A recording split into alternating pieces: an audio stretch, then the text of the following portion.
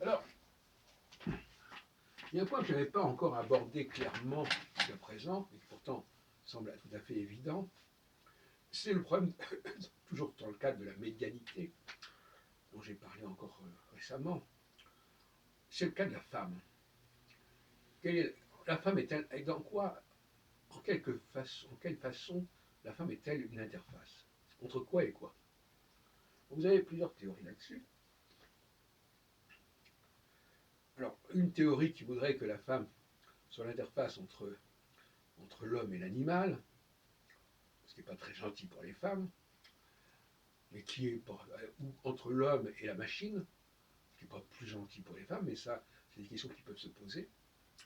Effectivement, je crois que le rapport, la femme, quelque part, sert d'interface dans ces domaines. Mais une autre thèse plus romantique, si vous voulez, c'est tout simplement dire la femme, un homme, alors on joue sur le mot femme, non plus en sens de femme par opposition. Là, la femme, c'est l'épouse. La femme est-elle une épouse et en tant qu'épouse, est-elle une interface? C'est une question qu'on peut se poser. D'une certaine manière, ça paraît assez plausible, puisque bon, quand une femme épouse un homme, elle porte son nom, elle entre dans sa famille, et quelque part, elle est l'interface entre cette famille et le monde extérieur. On peut en parler d'interface entre familles, ou interface à un niveau individuel, mais enfin, c'est plutôt au niveau d'une famille. Bon, l'interface, par le biais d'exogamie, notamment l'exogamie princière, a souvent servi d'interface.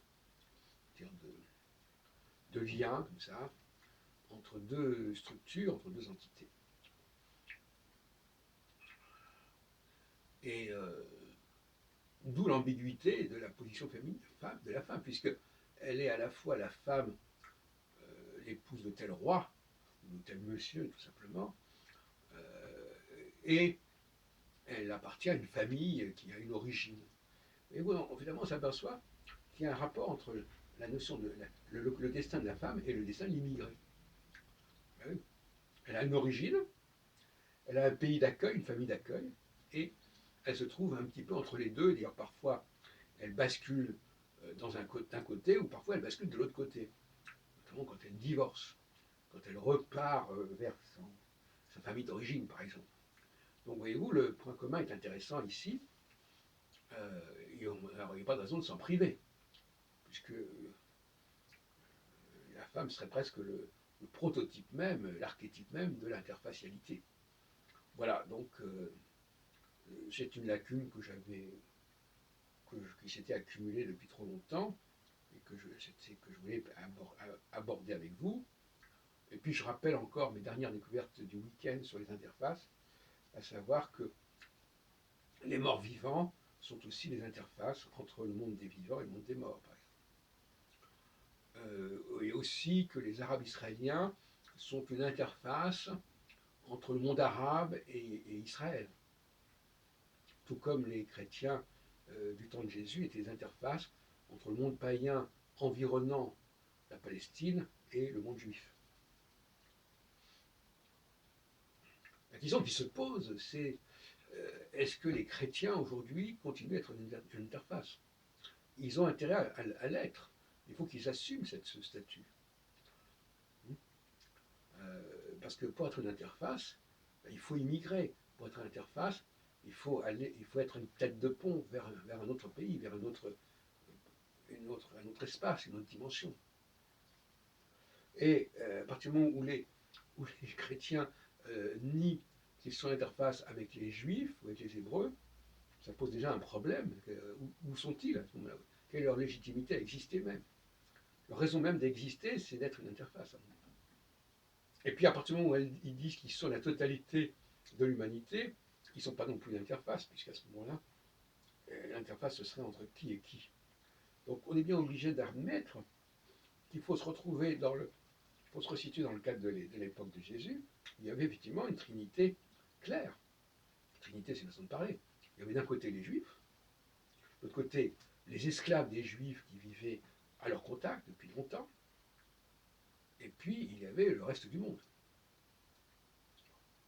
Et donc quelque part, il n'était pas question que les nouveaux chrétiens veuillent convertir la totalité du monde. Ça n'a aucun sens.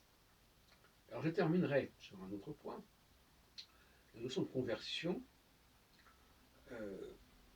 qui est une notion de transfert.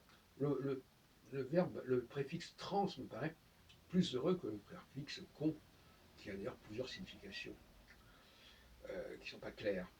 Donc translation, translate, en anglais, la traduction c'est dit translate, le transfert,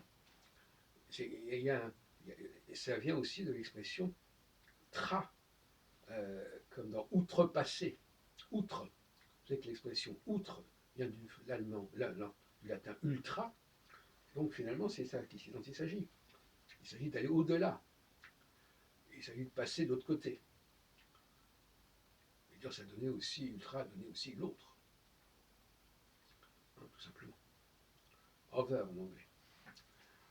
Donc voilà, c'est cette notion d'altérité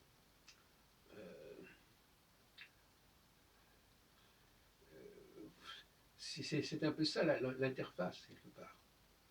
C'est d'aller vers l'autre. C'est une métamorphose, c'est un transfert, c'est une translation. Et translation en anglais, c'est le tra. Le tra. C'est ce qui est outre.